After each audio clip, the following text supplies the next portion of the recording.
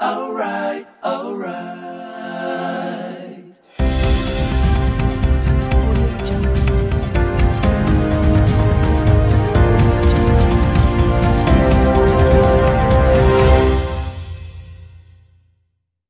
Breaking news.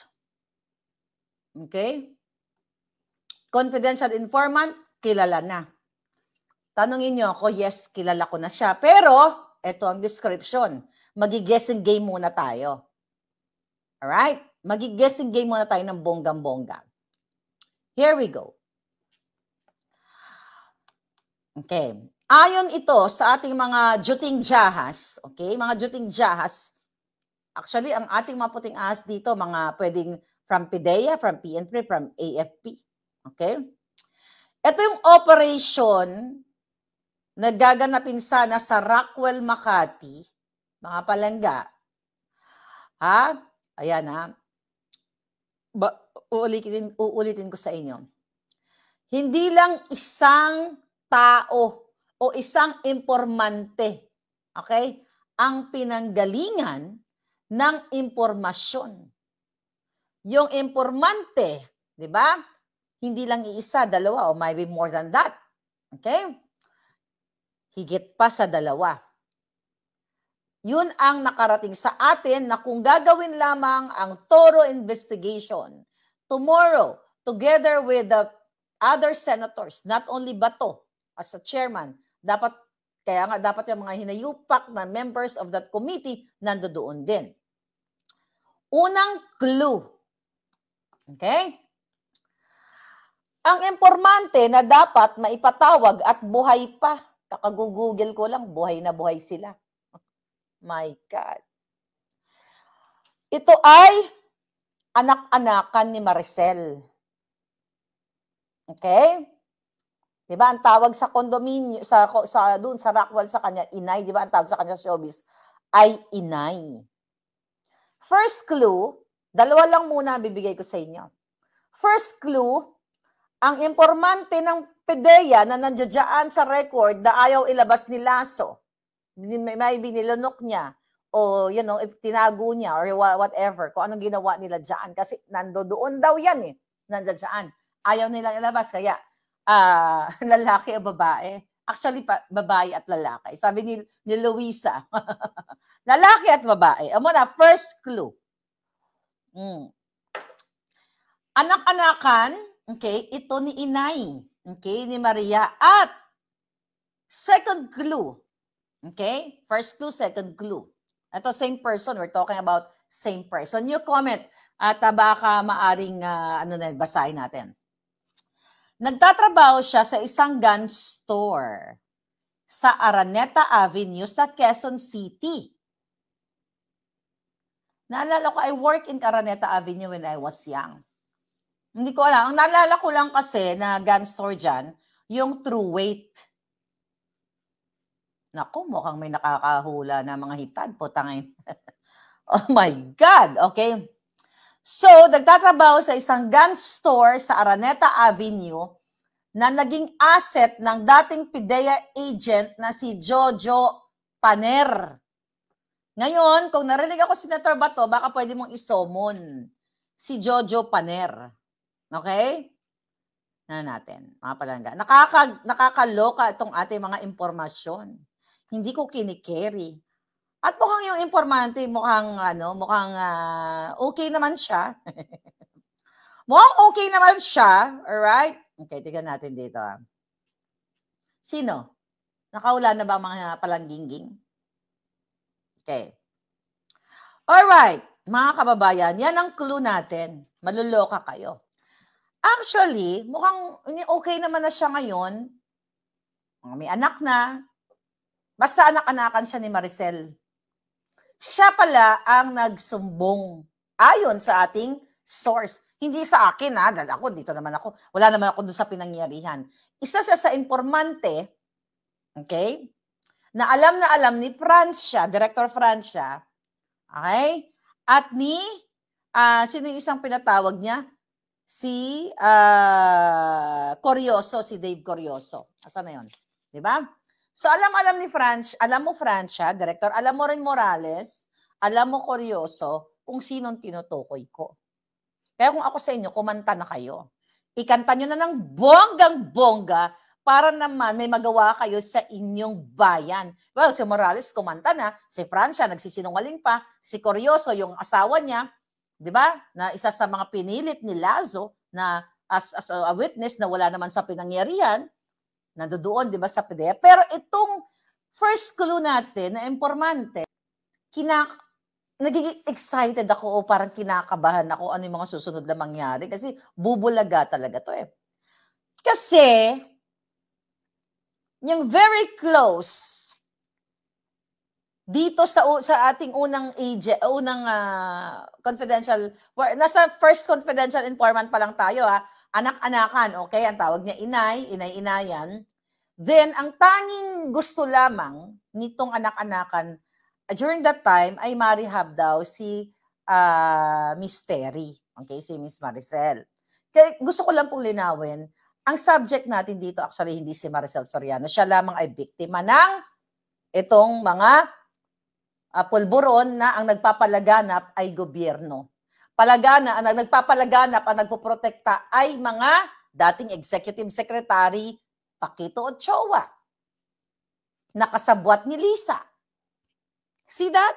Nasisira ang inyong buhay, ang inyong mga anak, kinabukasan, asawa, tatay, nagkahiwalay kayo, nagkagulo-gulo ang buhay ninyo. Dahil ang protektor ng pulburon o ng droga ay ang mga taong gobyerno. Katulad ni Ochoa, ayon sa statement ni Morales.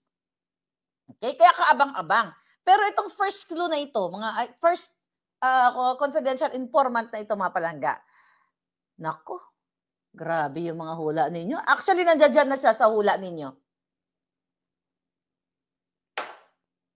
Damihan nyo pa para magkagulo-gulo. Pero sabi ko, bakit ako excited at kinakabahan? May power si Pangulong Duterte. Well, not power eh. May connection din kay Pangulong Duterte. Baka pwedeng mahimok. Baka pwedeng mahimok. True friend of Pangulong Duterte na may connection din dito na baka pwedeng hilutin na, babe, lumabas ka na. Nagets nyo? Bala kayo, basta, okay, yung iba nakukuha nila eh. Nakukuha nila. Okay? Nakukuha nyo. So, yung intention lang na ma-rehab itong si Miss Maricel. Okay? Maganda na yung buhay niya. Nakikita ko naman siya. Parang gusto ko nang sabihin, pero wag na lang. Okay?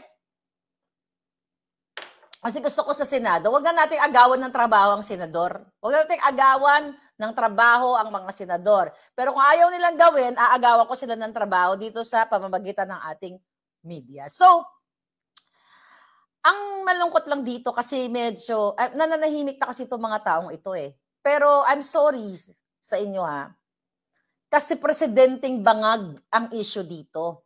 Kahit na may maayos na kayong buhay, nananahimik na kayo, okay na kayo, pero sa ngalan ng Republika ng Pilipinas, sa ngalan ng lagi nating sinisigaw, mahal kong inang bayan, ang mamatay ng dahil sa'yo, di ba?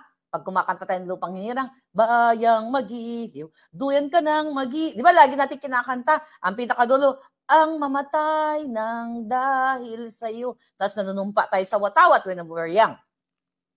So, kung itong informanting ito ay gusto niya talagang makatulong, maliban kay Miss Maricel Soriano, gusto niya makatulong sa bayan, and sabi ko nga, once and for all, kasi may past din siya eh.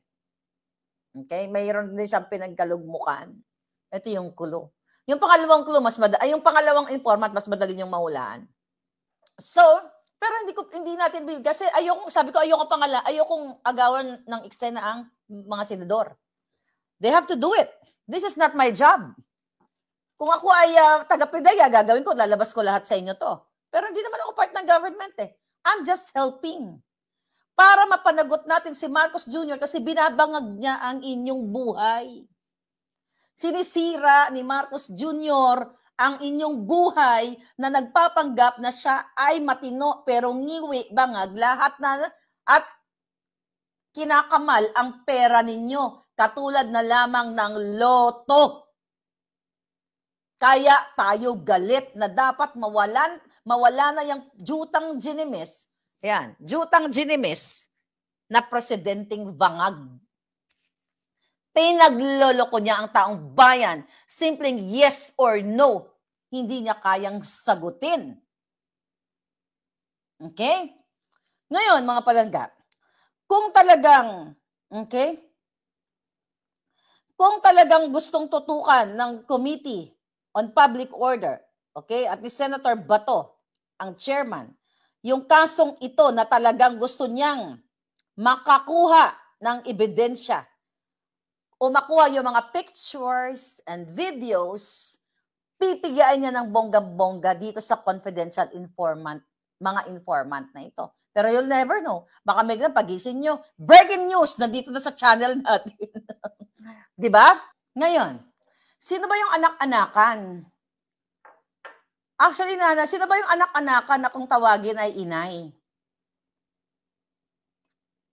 Inay din sa Maricel eh.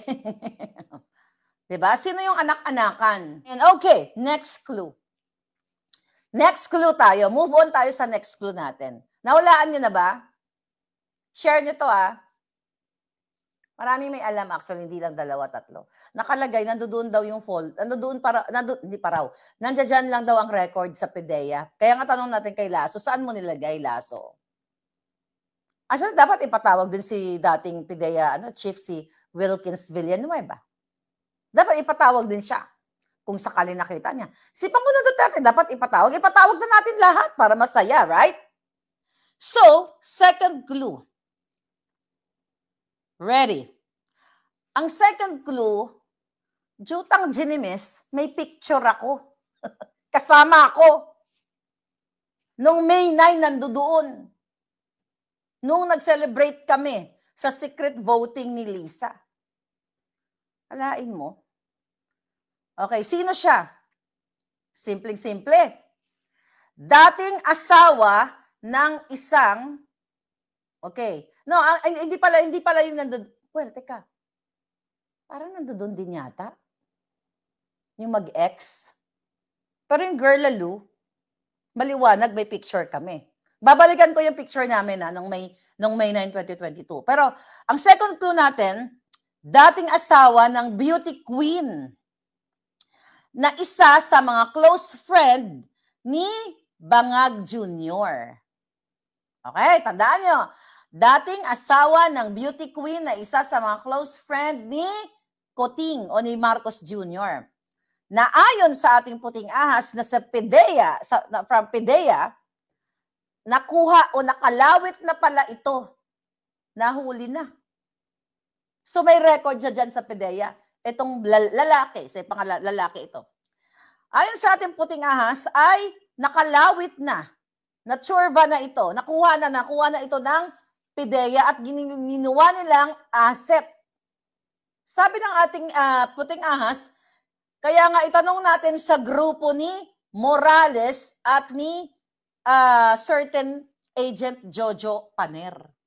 Ito kasi si Mr. Morales. Mr. Morales, pwede ba? Pwede ba, sir? Itodo mo na to. Kalawitin mo na silang lahat para sa kaalawanan ng taong bayan para naman matigil na to na hindi tayo magkaroon ng presidenteng bangag. Okay. Ngayon, ito ay dating asawa ng beauty queen. Yun na nga, na ito ay ginawang asset na rin pala ito. Alright? At ayon sa ating mahiwagang puting ahas, okay, talagang dapat kung magaling itong mga nasa Committee on Public Order, makakalawit o makukuha talaga nila ito.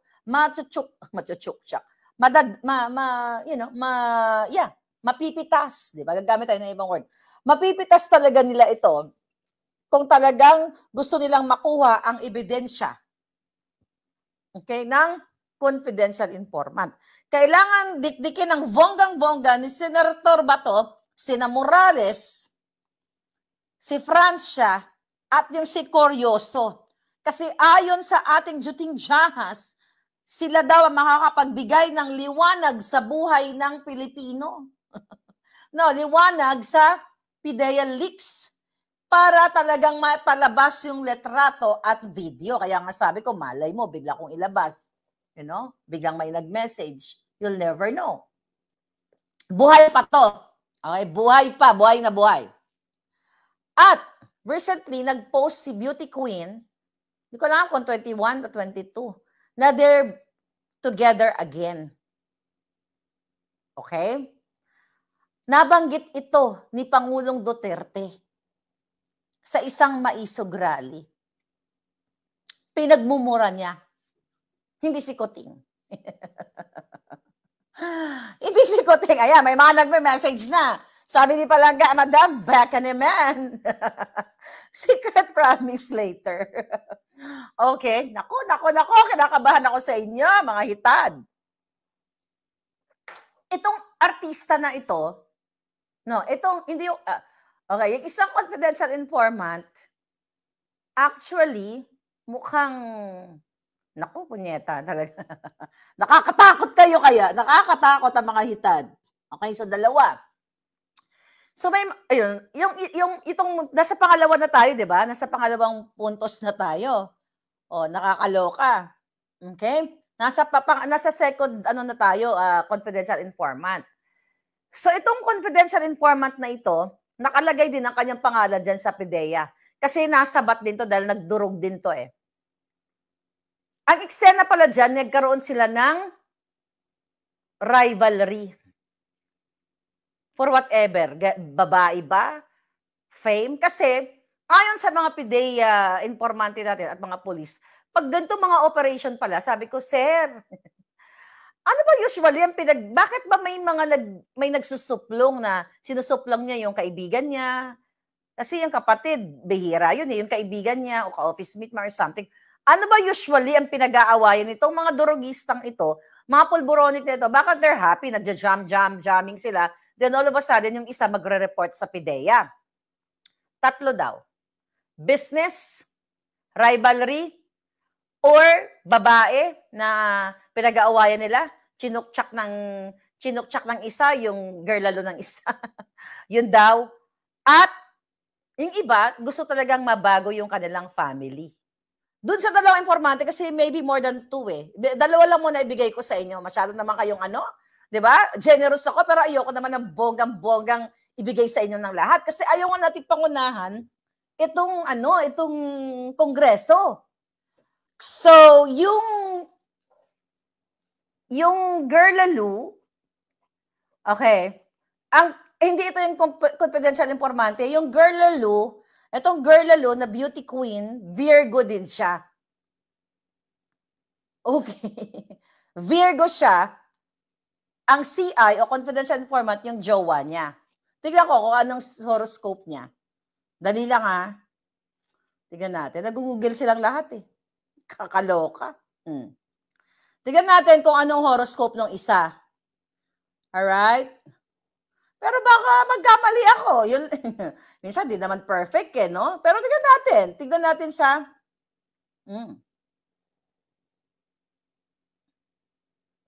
Hindi to siya. Buhay pa to eh. Iba yung nakikita ko. Okay. Tignan natin. Nako, pero mukhang nandoon siya. Basta yung girl lalo nito, yung dati niyang jowa, okay. Yung kamag-anak nitong confidential informant, ito another clue. Yung kamag-anak ng confidential informant, yung pangalawa nating confidential informant, nandyan sa paligid ni Kuting. Nasa tabi rin ni Kuting ngayon. Okay, yung pangalawang confidential informant, asawa ng dating beauty queen. Meron siyang kapangalan na artista din, na sexy. Sexy. Pero baka kasi syempre, mga Palangga, ito yung mga informante lang sa atin. Mas malinaw tayo kung maririnig natin to bukas sa Senate hearing. Kaya dapat gawin nila ang talagang trabaho nila ni Senator Bato. Ngayon, parang mahilig din yata kumain ng saging. Okay, so ganitong eksena pala. So kaya ito palang si Plazo ay talagang inaano niya si kinuntsaba niya itong si Director Francia. Okay? Dinuntsaba na niya, huwag magsalita. Kasi pag nagsalita pala talaga yung si Francia at saka si Curioso, kasi si Morales nagsalita na eh. Okay? Talagang matutukoy ng bonggang-bongga. Pero, eto nga yun, the reason why sinasabi ko to sa inyo, kasi kapag hindi bukas, kasi kaabang-abang, kasi may plano, di ba sabi ko sa inyo kagabi, may plano si Lazo na wag pumunta kasi yun yung strategy nila, na wag pumunta. Malalaman natin bukas kung pupunta siya o hindi. Kasi pag kaya sinasabi natin sa inyo ahead of time, ang trabaho nila Lisa, kunyari sasabihin ko sa inyo, ay si Lazo hindi yan pupunta. Ngayon sasabihin ni Lisa, hindi pumunta ka para maging fake news si Maharlika. Gano'n naman ang style nila eh. Kaya sabi ko, pupunta ba sila? So, hindi, isa sa strategy nila na huwag pumunta. So, yan ang aabangan natin. At natin, pukpukin natin si Senator Bato at ang mga senador.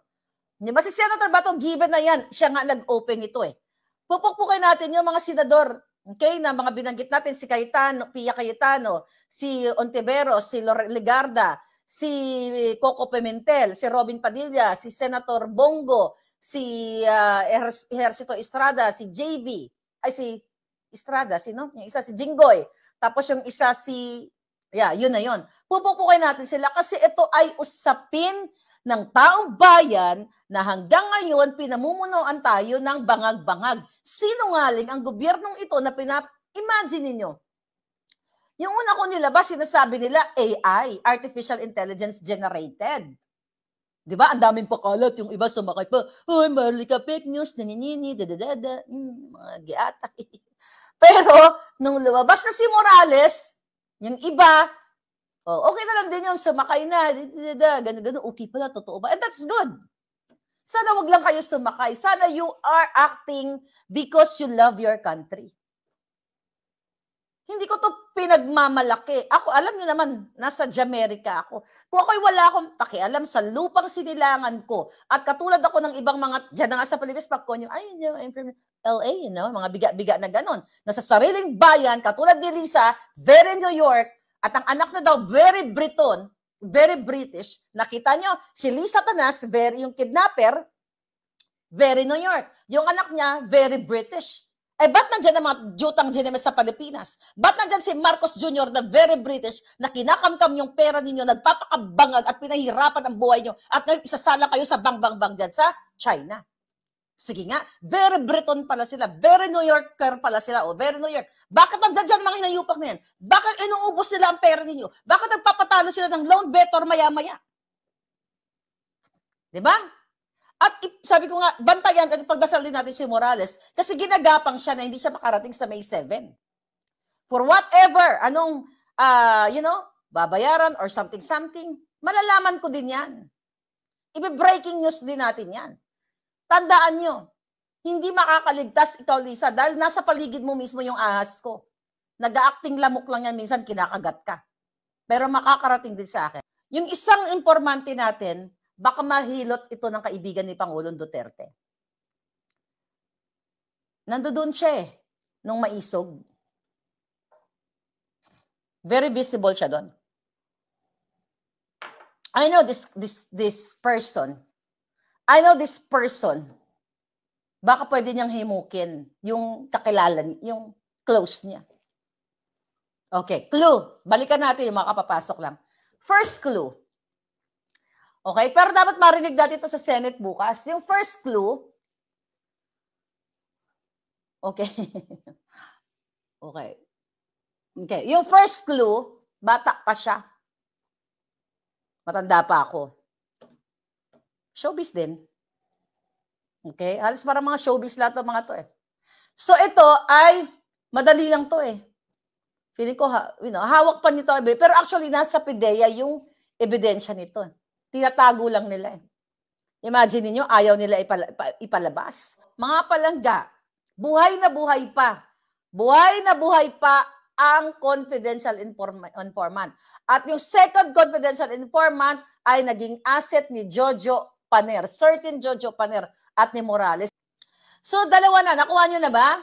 Kung sino susulat ko ngayon yung confidential informant number 1 tsaka number 2. Kasi may nakahula na eh. Actually, nandiyan kanina sa mga comment. Okay? So, ang kailangan na lang natin ay ilabas sila. I don't think na nagugurgurin kayo. Can you do something for your country? Pero yung ang confidential informant, medyo kadudad, baka hindi lumabas yun. Pero kung ipapatawag yun ni Senator Bato, malalaman natin kung uutal-utal siya. Pwede siya magsinungaling. Okay? Pwede siya magsinungaling. Pero hindi siya pwede makapagsinungaling kapag, magsinungaling man siya sa harap ng Senado, ba't taong bayan ang magsasabi kung ito ba ay totoo o hindi? Kasi malalaman naman natin yung the way sila sumagot eh. Yung isa, baka mahimok nung kaibigan ni Pangulong Duterte. Baka mahimok yun eh. Tapos si Miss Maricel Soriano, sabi ko nga, dapat siya maging super inday din. Diba? Diamond Star, diba? Diamond Star, hindi pa titibag yan eh. I hope she will tell the truth and nothing but the truth. Pero actually, itong pangalawang informante natin, may nakabangga siya na kongresista. Parang gusto ko na ibigay sa inyo. Itong pangalawang informante, may nakabangga siya. Okay? Na politiko din. Ako yung pumasok sa politika eh. Punyeta, ang hirap ng Well, you know what? Kasi kaya natin sinasabi ayaw niyong pumasok sa politika kasi yung pangit na imahe ng mga politikong mga kawatan. Ngayon, anong susunod na mangyari ngayon? Maliban pa doon, may gumagapang kay Morales na hindi makarating sa May 7. Kaya pray natin siya kasi ginagawa nila ng paraan. I don't know kung anong paraan ang ginagawa nila kay Morales, but I don't think Morales will, I don't think na mabibili nila si Morales. Hindi nila mabibili yan. Kaya makikita natin siya tomorrow. Kailangan siya magstay alive. Kasi sinabi naman niya na kapag may mangyari sa kanya, ang walang ibang magugurgur sa kanya ay si Marcos Jr. Ngayon, si Lasso, praning na. Yung mga PDEA agent, di ba sabi ko sa inyo, anong ginagawa niya? Gusto niyang tinitignan yung mga telepono. Pinaghinalaan lahat sila. Si Morales, ayon sa ating source, pina-wiretap na nila. Kasi kung baka gusto nila makakuha ng information kung sino ang nagkausap ni Morales sa loob ng PDEA. Imagine mo, itong mahayop na gobyernong ito, imbis na panagutin si Marcos Jr., ang pinagkakabalahan ni Bangag Lasso, isa pa yan, alamin kung sino yung makakausap ni Morales. Is that for the country? Hindi ba dapat matuwa si Lasso sa akin? Dahil nailabas ko dito na ang presidente natin ay bangag. Pero hindi siya matutuwa. Gusto nga lang ako pag-gurgur, di ba? Kasi they are not for you. They are not for the country. They are for the money, money, money, money. They are for the smuggling, smuggling. Lahat, di ba? Sinabi ko sa inyo, in-expose ko na dito, na itong kasabwat ni Lasso, na si Emeterio Ramil Bitong, na 2 ang passport, ay binigyan kaagad ni Lasso ng 2.5 million ayon sa ating informante. Hindi pa nakakaupo, kasi hindi pa nga na-approve yung kanyang appointment, di ba? Hindi nga na siya na-approve ng Civil Service Commission. Pero meron na kaagad 2.5 million kasi nagdrama-drama daw, walang mga gamit. Kung paano lapastanganin ang inyong mga karapatan, ang inyong pera. Ito yung dahilan kung bakit kailangan nyong kumilos. For 2 years, hindi ko tinantanan ang mag-asawang bangag dahil ako'y supporter nila for 6 years. Hanggang mapaupo kung mga hinayupak natin ito. Ni piso hindi ko hiningian tong mga bangag na ito. Dahil nabudol kayo, na akala ko ibabangon nila yung Pilipinas. Ang binangon nila, oligarchs. Ang binangon nila, ang mga pulboronic. Ang binangon nila, ang mga smuggler. Extorsionista, mga rebelding mga kaliwa. Asan kayo? Asan ang mga OFW? Na umasa na makauwi kayo ng Pilipinas. Kaya kung magaling si Bato, well, okay naman siya. Kung may katuwang si Senator Bato, itong mga nabanggit nating mga senador, I think at least si Robin Padilla, si Tolentino, at atong si Senator Go, you have to be there. Ilalaglag nyo na lang yung taong bayan? Kasi kung hindi natin, kasi mga supporters ito actually ni Pangulong Duterte, kung wala sila dyan, isa lang ibig sabihin yan. You are not for the country. You are for your self, for vested interest. Kasama si Cynthia Villar, yes. Doon sa mga nanghihinang kulo, nasabi ko na, okay? Balikan nyo na lang yung umpisa. Nasabi na natin, ang iba nga nahulaan na nila eh. Kahit anong gawin mo, Lisa, hindi ka magwawagi kayo, Marcos Jr., wag mong tatawanan ang mga seryosong tanong. Polboroni ka ba o hindi? Yes or no lang? Hindi mo masagot? Kasi kung hindi ka pulboron, kasagutin mo lang, of course not. Magpa-drug test tayo ngayon. Pero malinaw pa sa sikat ng araw na ikaw ay addictus benedictus. Kaya abangan mo ang picture. Gusto mo pa talagang ma-showing yung pulboron, ano? Ma-showing yung picture at saka video, ano? Kasi kung bumaba ka ngayon, baka hindi na ma-showing yan. Gusto mo ba talaga? Gusto mo? Gusto mo ngayon na? Charing. Ha? O gusto mo? Teka lang Dali lang. Nako, excited naman itong mga palanggang ito. My God. But anyway, we are fighting for our future, for your future. Anyway, sa mga excited doon sa clue natin, ayoko na ulitin, balikan nyo na lang yung video. I hope mga kababayan, talagang abangan din natin mga susunod na pangyayari sa May 7 kung ilalabas yung mga pangalan. Ayokong pwede ilabas ngayon. Di ba? Antayin natin doon. Baka ilabas nila. Ngayon kung kailangan natin ilabas talaga, ilabas natin. Ganun lang talaga. Ako pa ba hinahamon ng mga ito? At si Ms. Maricel Soriano, good luck. Sabi ka ni Attorney Glenn Chong, pwede kang transaction immunity, kung tama yung pagka-lecture niya sa akin, para hindi ka maparusahan ng mga yan. You just do the right thing. Ms. Maricel Soriano, may maging hero ka. Mamahalin ka ng taong bayan. We will support you. Very good!